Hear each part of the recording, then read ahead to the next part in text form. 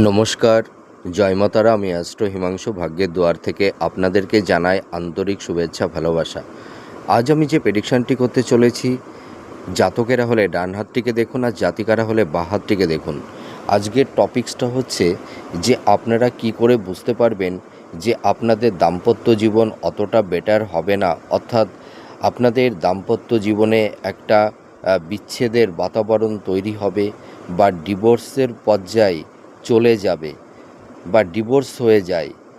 অনেকের দাম্পত্য জীবনে রিলেশনটি নষ্ট হয়ে যায়, বিচ্ছেদের বাতাবরণ তৈরি হয়ে যায়। তা আপনারা কি করে বুঝতে পারবেন যে আপনাদের ম্যারেজ লাইফটা ভালো থাকবে না বা ডিভোর্সের পর্যায়ে চলে যাবে বা ডিভোর্স হয়ে যাবে? তা কি করে বুঝতে পারবেন? যদি কোনো জাতক জাতিকাদের হাতের এই যে বিবাহ রেখাটি দেখতে পাচ্ছেন, এই বিবাহ রেখাটি যদি রবির ক্ষেত্রের দিকে এসে এই ধরনের শাখাযুক্ত হয়ে যায়, আবার অনেক সময় দেখা যায় যে এই বিবাহ রেখাটি যদি এইভাবে এসে এই হৃদয় রেখার সঙ্গে যুক্ত হয়ে যায় বা নিচের দিকে বাঁক নেয়, তাহলেও কিন্তু এই বিবাহ বিচ্ছেদের একটা বাতাবরণ তৈরি হয়।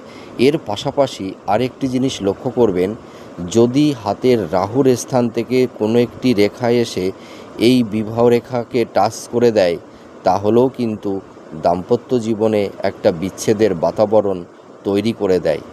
তা আমি তো এই রেখাগুলোকে দেখালাম। এর পাশাপাশি আমাদের দুটি স্থান দেখতে হবে, একটা বৃহস্পতির ক্ষেত্র দেখতে হবে আর একটা এই শুক্রের স্থানটি দেখতে হবে। এই শুক্রের স্থানটিতে যদি তিল চিহ্ন বা জপ চিহ্ন বা একাধিক মানে জাল চিহ্ন থাকে, ঠিক আছে, বা তিল চিহ্ন থাকে, বা শুক্রের স্থানটি খুব বসা থাকে, এই বৃহস্পতির স্থানটি যদি অশুভ থাকে, দেখা গেল বৃহস্পতির স্থানে একটু জাল চিহ্ন আছে বা জপ চিহ্ন আছে, বা বৃহস্পতির স্থানটি একটু ব্ল্যাক স্পট আছে বা খুব ডাবা আছে, হ্যাঁ, এই পাশাপাশি এই বৃহস্পতি আর শুক্রের স্থানটিও কিন্তু দেখতে হয়। কিন্তু মেনলি হচ্ছে এই রেখাগুলো। তা আপনারা আজকে বুঝে গেলেন, যদি আপনাদের হাতে এই ধরনের রেখা থেকে থাকে, তাহলে কিন্তু ডিভোর্স হওয়ার সম্ভাবনা 95%। আপনারা মিলিয়ে দেখুন এই প্রেডিকশানটি কতটা ম্যাচ করছে। নমস্কার, জয় মাতারা।